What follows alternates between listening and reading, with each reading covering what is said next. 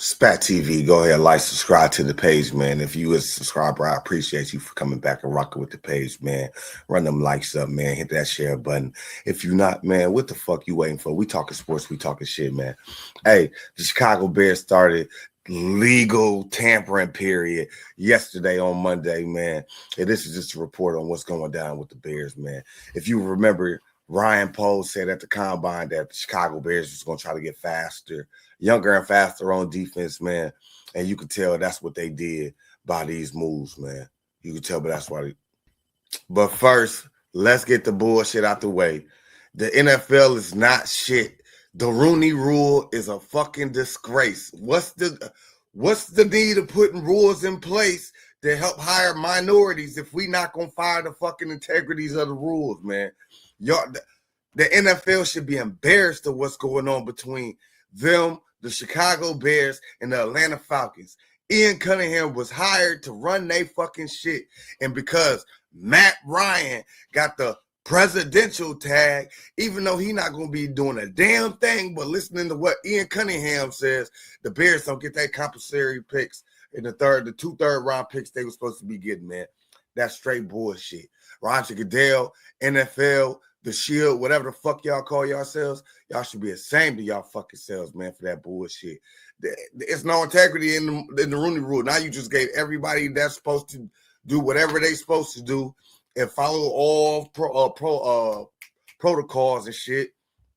It's just out the window now. You just gave everybody an excuse not to follow the fucking Rooney Rule or how to get from under the Rooney Rule. Point blank simple. It's that simple, NFL. Y'all fucked up. Now, to NFL free agency for the Chicago Bears, man. They signed Demarco Jones, who was on the squad last year, to a 2-year deal. This was on the end of Tremaine getting let go. They signed Demarco Jones. They signed Kobe Bryant, the safety out of Seattle. I really do like him. They got everybody crying, oh, Kevin Byard, he's going. Hell, he about to be 33 this year. I love Kevin Byard. But I'd rather go with the younger, faster, more explosive player. I don't know if y'all remember, but I remember Kevin Byard getting beat on them deep balls last year. You know, big ups to his 7 interceptions and shit, but shit, they was boom or bust plays. If we didn't get no interceptions, we wasn't doing nothing on defense. Just point blank, period. But they signed Kobe Bryant. They got Devin Bush, too. So pretty much our linebacker core pretty much shored up, man. It looked like we're going to be going with DeMarco Jones, Devin Bush. You see where he out of? You see where he out of? Hey, I fuck with Bush now. I ain't going to get the jersey, but I fuck with Bush now. I don't know how long he going to be there, so I ain't going to get the jersey. But Devin Bush is a run and hit motherfucker. When Brian Pohl said he was trying to get faster on defense, he wasn't lying when he went and got Devin Bush. Because Devin Bush is going to run and he's going to hit. He had his best career last year in Cleveland. He had 3 interceptions, 2 returned for a touchdown, had a couple sacks, and was just had a good year last year, man. We re-upped with him for a 3-year deal. So like I said, the linebacker core is pretty much set. You got Edwards, you got DeMarco Jones, and you got Bush and the man in the middle, man. We're going to be good with that. I still think Ruben Hippolyte is going to be a player in the thing, but he's going to have to make a name for himself in order to crack that motherfucker rotation. After that, they brought in another defensive tackle, Neville Gallimore, man. He played in Indy last year. Another big dude, and he faster than Billingsley. Like, I think DA was like, look, I understand what y'all did last year. Y'all was trying to get the offense on track. But this year, I'm going to need y'all to go ahead and throw me some bones, man. Gallimore is a big dude. I never really heard of him. I don't think too many people was talking about him on the free agency list, nothing like that. But from what I seen from him, I kind of like what he bringing to the table, man. Big body, quick first step, a penetrator, younger than Billingsley. You know, Billings or whatever his name was big, old, and he wasn't moving good no more, man. He was just basically there to get pushed the fuck out the way. And I think Neville is going to bring, hey, this motherfucker got a Harry Potter name, so you know he going to be magical in some way. he gonna be magical in some fucking way. I don't know how, but maybe it's gonna be a big play to send us to the playoffs. I'm saying that shit right now. Neville is gonna play a big part in this season, just like my nigga Neville Longbottom. Anyways, so they signed Neville.